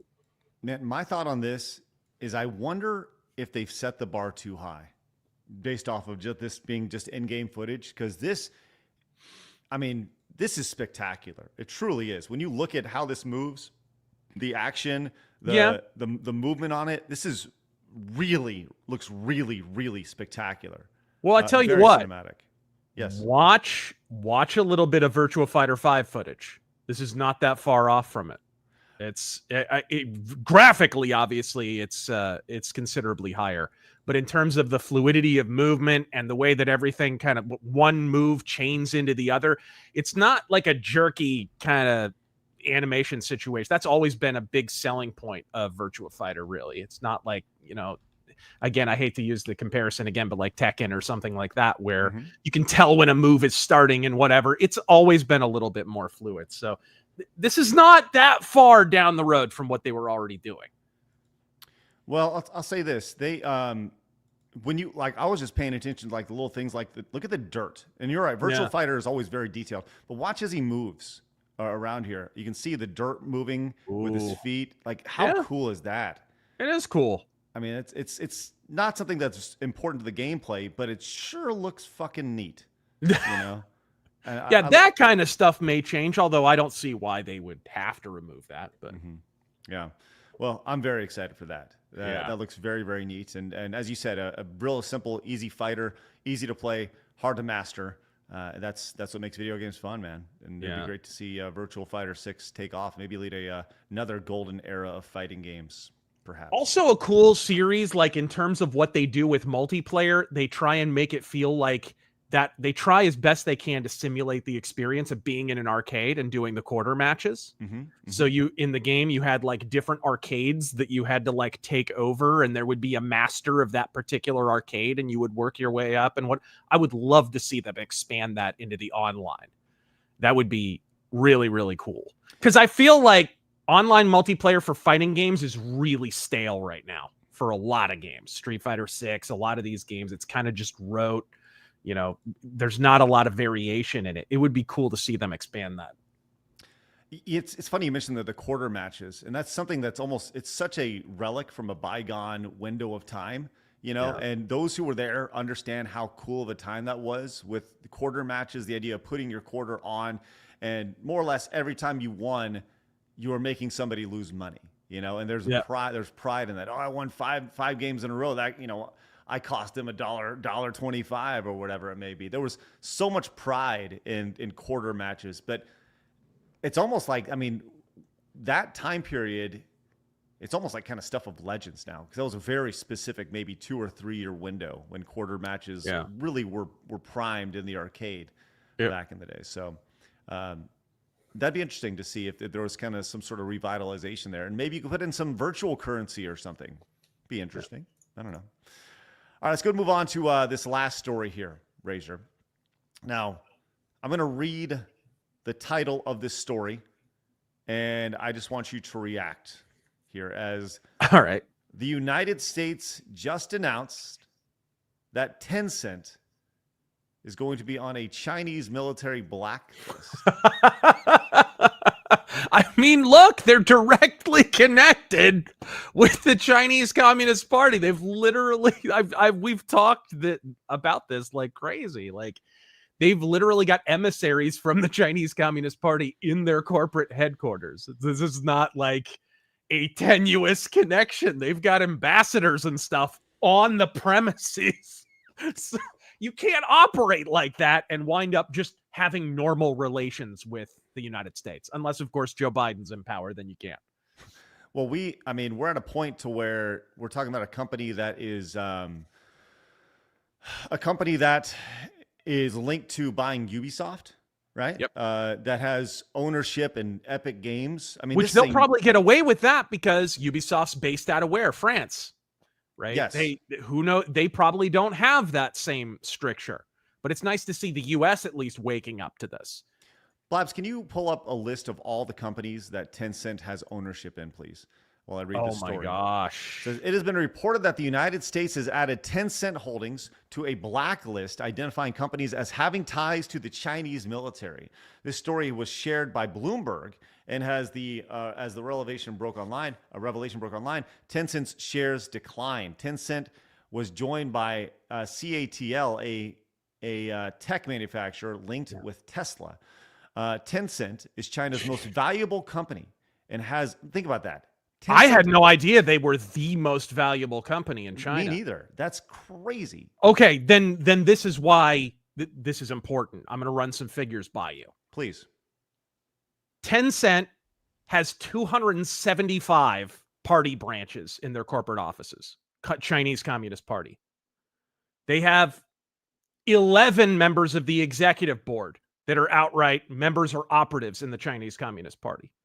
There are 724 part-time and full-time Chinese Communist Party officials. And these are people that actually work on site. In 2020, the Epoch Times, the newspaper, published a full list of 7,723 Chinese Communist Party members working at Tencent. And that was in 2020. That's probably proliferated by now, especially as the company has expanded. This connection between Tencent and the Chinese this is an arm of the Chinese government. This is not a private company. There's no such thing as a private company in China, but even if there were, this wouldn't be one. You're muted. You're muted. I'm just talking to myself. Let's go continue the story. It says Tencent is China's most valuable company and has reach that covers some of the biggest video game companies on the planet, such as Epic Games, Activision Blizzard, Ubisoft, Riot Games, and Supercell. Blabs, do you have more on that? I have a lot of things. So one of them is from Wikipedia, and this is like their foreign studio assets, Funcom, Riot Games. I ran down some of these in my video on China exporting ESG. Yeah, I'll just scroll for you guys. Here's what I like. They have the column there in the right that shows you how much of the company they own. Yes. Oh, it's the look at that. there. Shift up 35%. Bloober Team 22%. By the way, when I did my video, they only owned like 15. Look at Ubisoft. Yeah, they own 10% of Ubisoft. That's Discord. about to change. So, folks, they're talking about a buyout of Ubisoft right now, and they're only a 10% owner. Right. So understand how important that is when you see some of these 20, 30, 40, 50%. They own a lot of these companies already. And, even comics and music. Wow. If you scroll up, Blabs, Katakawa, we've talked about that company quite a bit. Katakawa, they have 6 or 7%. Keep going. You're right here. Yeah. 6.86%. Yeah. So, I mean, geez Louise, what a list of just investments, and it's all over the world. It's not just Asia. You can see UK, Japan, South Korea, Sweden, Finland, all over the place. Well, speaking of that, I actually went to Tencent website just for shits and giggles, and there's their management everywhere. Hang on, where was it? I saw like their corporate. Oh, here you go. Our offices, Americas, Europe, Middle East, and Africa. And you got all their little locations per continent. So it's a lot. Yep. Well, let's continue. Even with Dubai. This. Oh yeah, they're anywhere and everywhere. It says the blacklist backed by the Pentagon indicates whether a company is inherently linked to China's military or the nation's defense industrial base. Yep. In Bloomberg's recent report, it was written, it's unclear whether either company deals regularly with the PLA.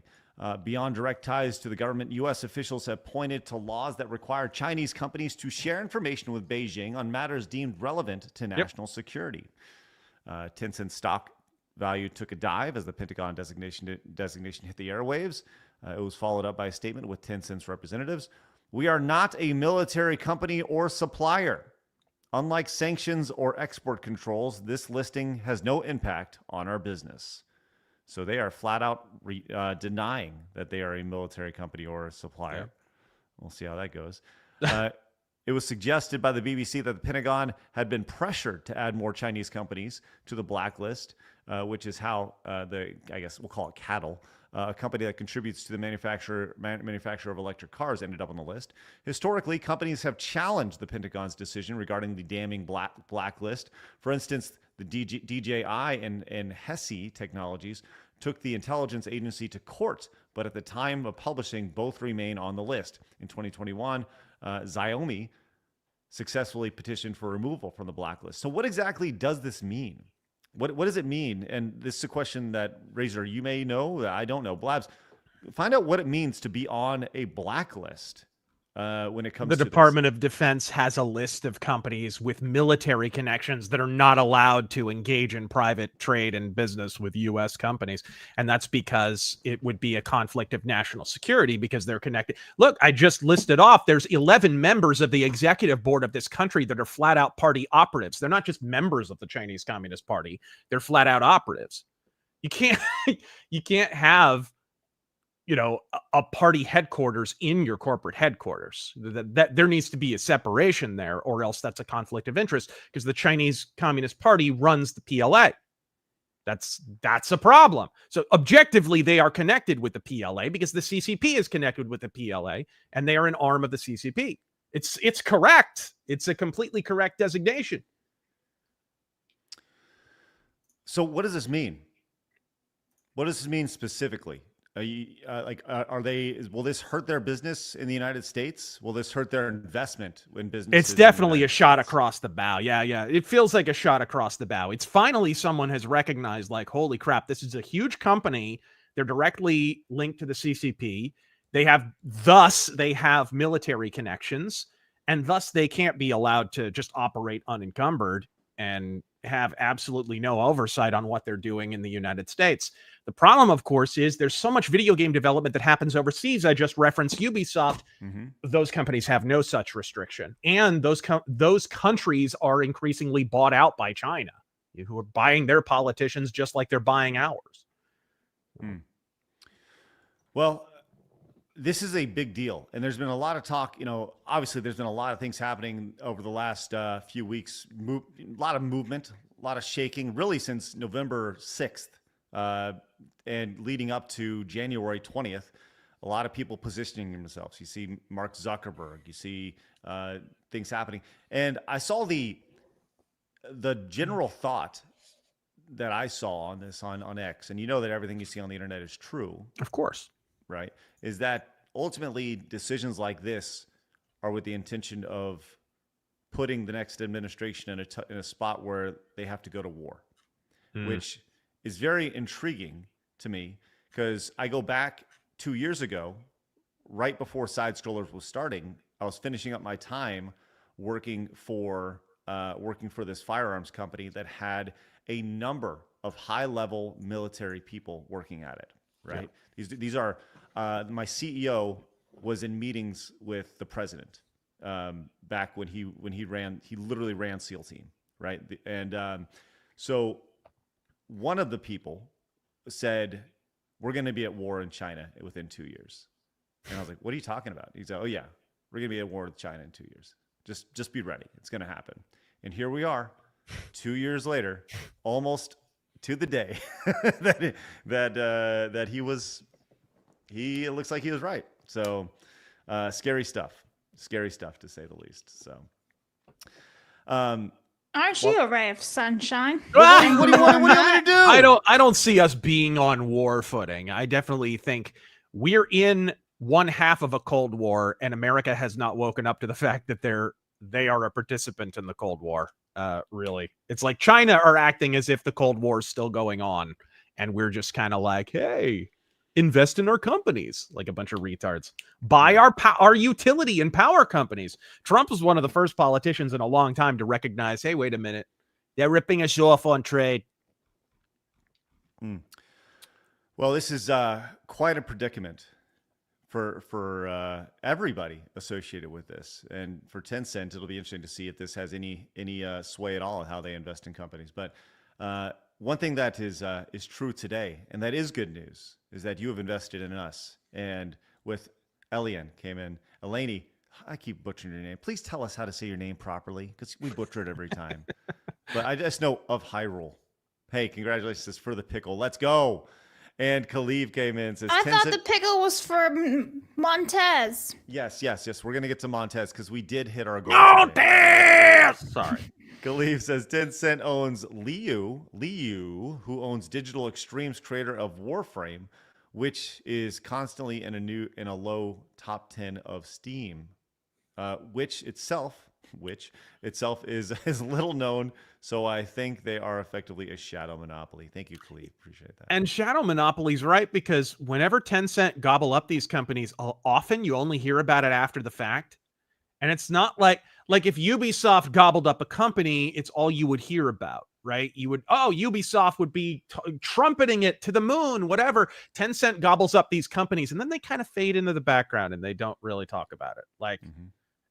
Like they know that there's a negative connotation to Tencent buying something. You could see in their behavior, they're telling you what they're doing, really. Mage Leader says, oh, sorry, say it again, Blabs. Eliani. All right. Thank you, Eliani. Appreciate that. I'm sorry we butchered it, and we'll probably get it wrong again. With Eliani. I'm sorry. Mage Leader says, Razer, Tencent is pretty bad, but don't overlook little brother NetEase. That's the one that made Marvel Rivals.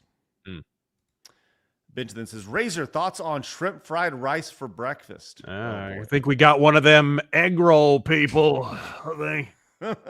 We had a conversation earlier this, I guess late last week. What are you, a Chinaman? Are you? I accord with Norm on this. I think Chinaman is like the least offensive ethnic slur there is. Literally, because they're actually a man. Yeah, it's just a man from China. It's good.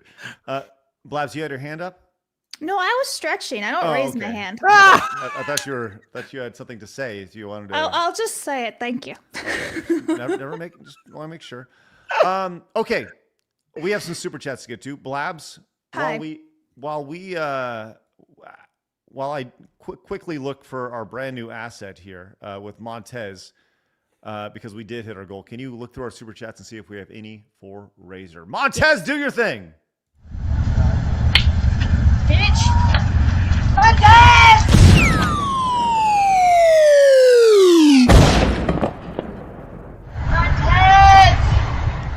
For the record, I do like the idea that we're just going to call this Montez suplexing, when in reality, Montez was the one that she was hoping would come save her. Right. But now the guy is just called Montez. So yes. And by the way, if we ever make a video game, a fighting video game, a beat 'em up, the Montez suplex will be in the game. Yes. Okay. Be better than any modern wrestling game. This one's from Six Strings. It says, Razor, I left to watch your wrestling video. That was pretty accurate, and I highly recommend it, normal man. Godspeed. Godspeed. That's one of my favorite videos. The Worthy One says, "Hey Razor, it's rumored that Daredevil will be a future character in Marvel Rivals. Will you play it? If so, I don't know. It doesn't look that interesting, but no. This one apparently is Razor's gimmick that everything that people like is actually bad. This guy stinks, and follows pretty up much with, it. Just kidding, man. I just want to see what you'd say." Yeah, no, you hit pretty near the center bullseye. There you go. Let's see. This one is Razor. Ever heard of Virtual On for Sega Saturn? Awesome game. I've heard of it, but I never played it. Is it any? Man. Did you ever play it, Craig? Or So I played Virtual On in the arcade. You know what? Yeah, what was that? Like a light game? No, it was a mech game. Virtual Mech game. On. Yeah, let me see if I can find this really quick because this was a very cool game. Yeah, I had heard of it, but I had never played it. Oh, Virtual On was great. If you're like mech games, then you're gonna love this. Check this bad boy out. Ooh. You get in and it's a third-person mech game. Get sent Nice. out to battle. Look at how cool this looks. Get in. This looks really familiar. Yeah. Yeah, you probably saw this in the arcade. Right, I never, right, I never right, played it on Saturn, but you know. What's the mech game that Konami made? I don't know off the top of my head. They released a demo disc in Metal Gear Solid 2. You know what I'm talking about. Not off They the just top of my haven't made one in a long time. Why am I blanking on what it's called? Zone of the Enders. Oh, kind of Zone of the Enders-ish. Yeah, it's a classic arcade, man. Put a quarter up on there and keep going. Dad Pie over there says, "I don't care what Grumpy Pants Razor says. Last night's Monday Night Raw Netflix was distilled Kino and Hulk Hogan getting booed out of the building." Yeah, it was interesting to see for sure. You Whatever you say. Do you want to give your thoughts on Raw last night? Because my thoughts were that it was very slow. I know some people loved it. It's 3 freaking hours. I didn't think it needed to be.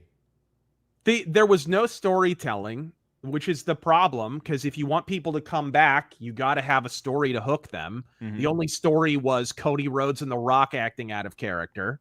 Everything else was just a cold match. Mm-hmm. It's every reason why people have stopped watching. It's why their viewership has plummeted for 25 years. It's why they lost their deal with Fox and why USA decided not to renew at the price they were asking for. It's why they had to move on to scamming Netflix.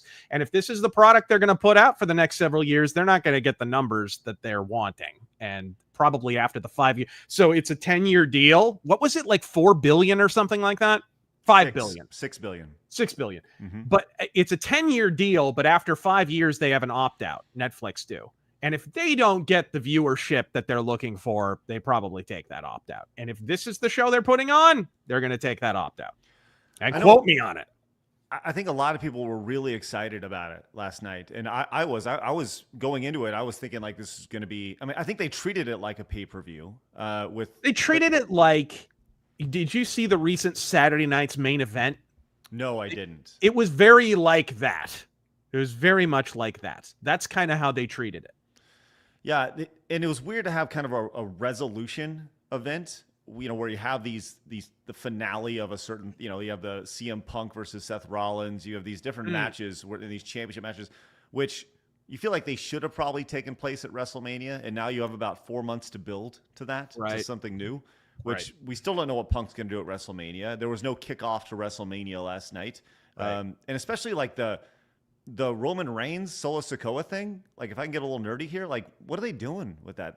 That's been a really great storyline, but it felt like it kind of like you got a winner last night. So I know they're trying to lead up to The Rock versus Roman Reigns or whatever, but they do that all the time, man. They have these feuds that they try and keep going, and then one of the people in the feud will lose clean.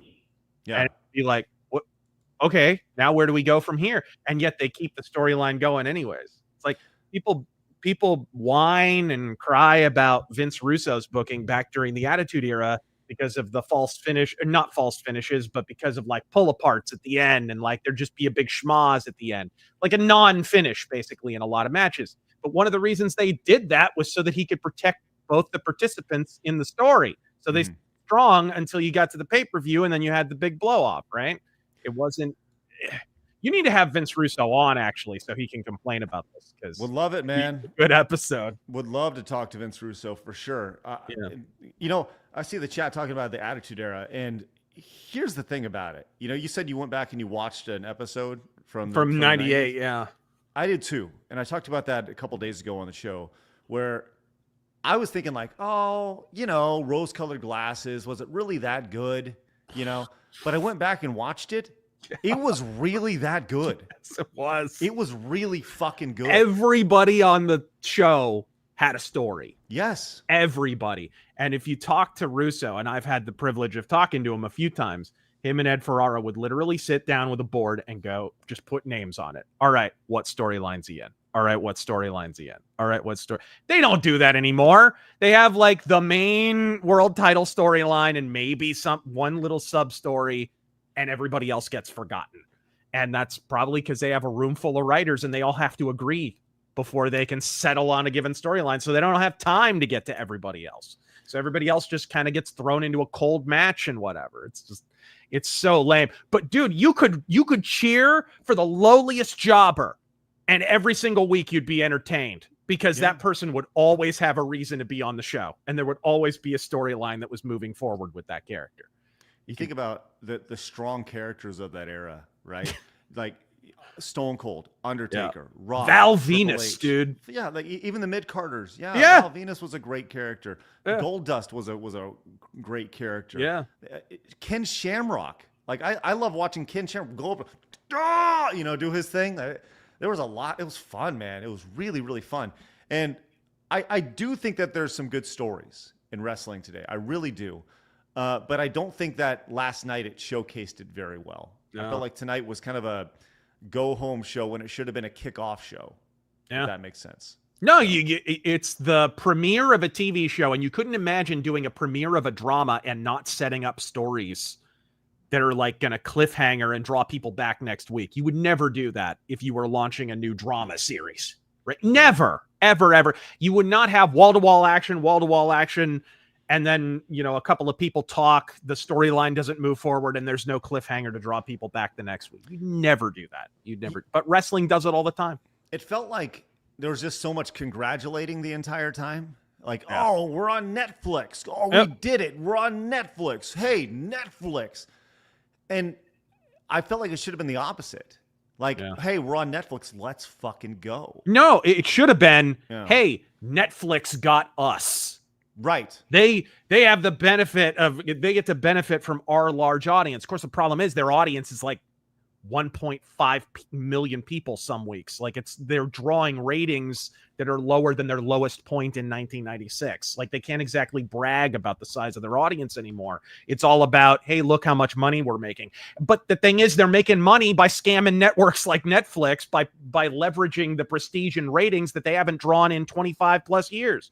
Like it's that. And the problem is you can only do that once, right? They did it to Fox. Fox caught on, dropped them. They did it to USA finally. It took a while, but they finally caught on.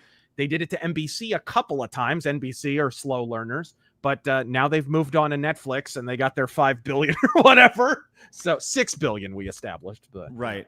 I think it's gonna be really interesting to see where they take this. And if they don't improve, this will wind up being a pretty huge boondoggle for Netflix.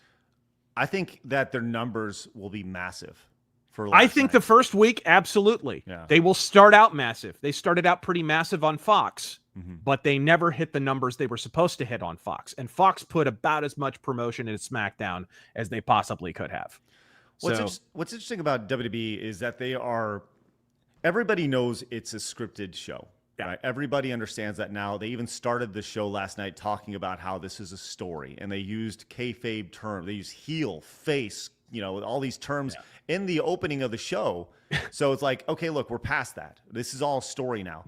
But they still treat it like real because they have their post show and they have these pressers afterwards where they have their wrestlers go up and they're still in characters and they're still in character. So CM Punk's up there being asked about his match against Seth Rollins. It's like, I don't know, that to me, I feel is kind of hunky dory, you know, like, right.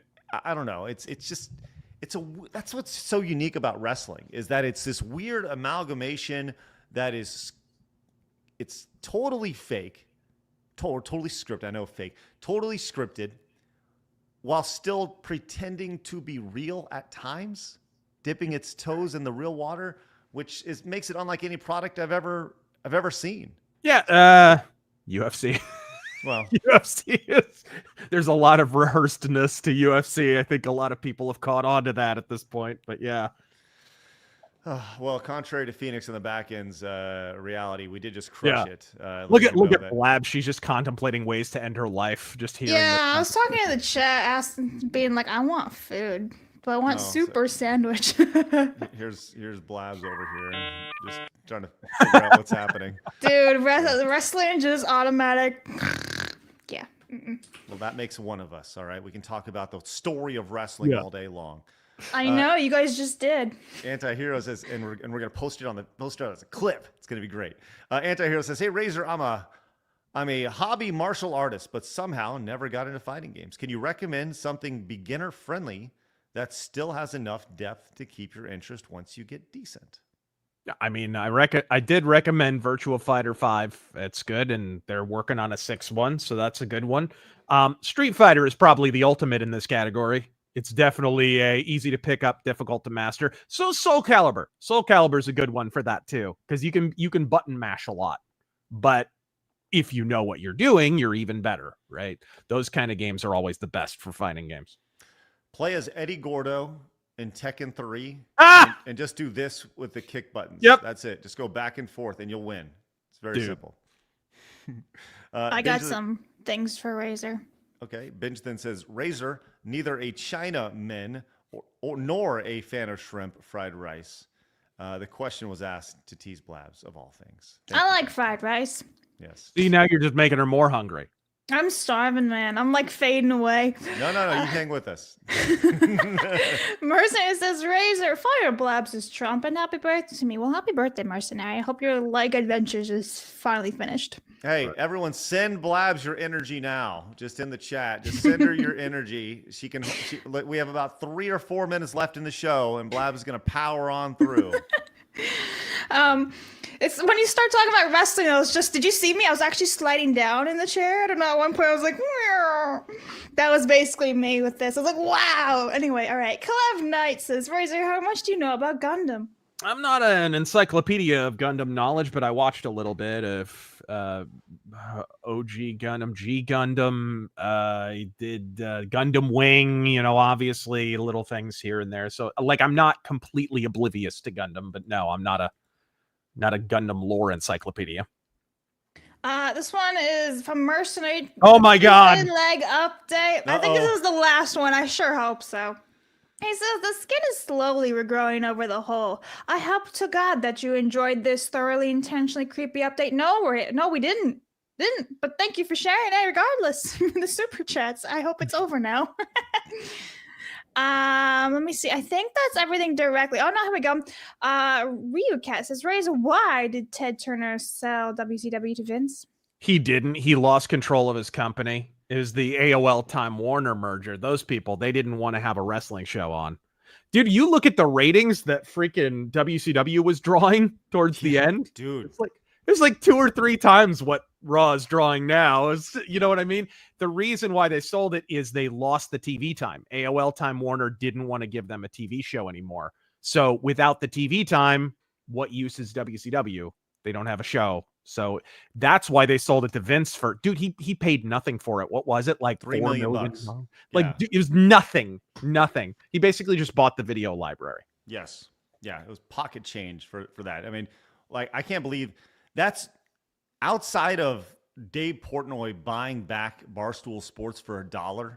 I think Vince McMahon buying WCW for $3 million or whatever it was may have been the greatest heist in business history. I mean, there's always been some speculation. There was some sketchiness going on because apparently Eric Bischoff had even more money put away to buy it.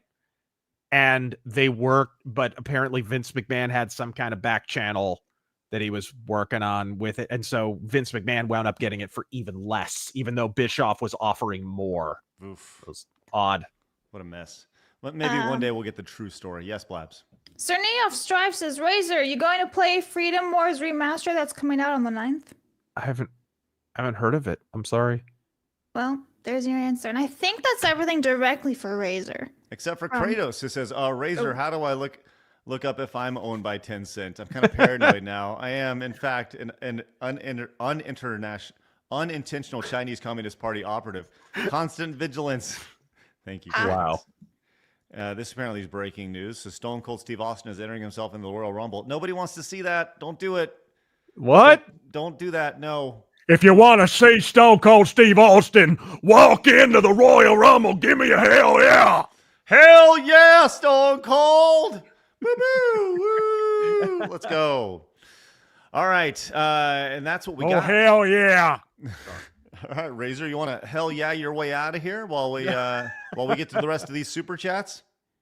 Yes, ladies and gentlemen, you can check me out on YouTube at The Rageaholic. I'm on Twitter at RazorFist with a 0. I'm on Rumble. I'm absolutely everywhere. I'm inside your brain. Until next time, for Blabs and Craig and whatnot, Godspeed! Thanks. See you later, buddy. Yes. All right. Bye. Well, let's get to our pickle singing, which is a great way to finish. Before we get to the rest of these super chats, guys, thank you so much. Your super chats allow us the opportunity to do this every day, Monday through Friday, 11 a.m. Central Time with you guys. We greatly appreciate that. Hey, how about a little this? Sing it, pickle!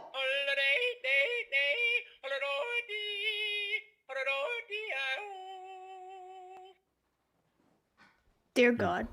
Great job, everybody. I think we need like a little video for that or something. We do.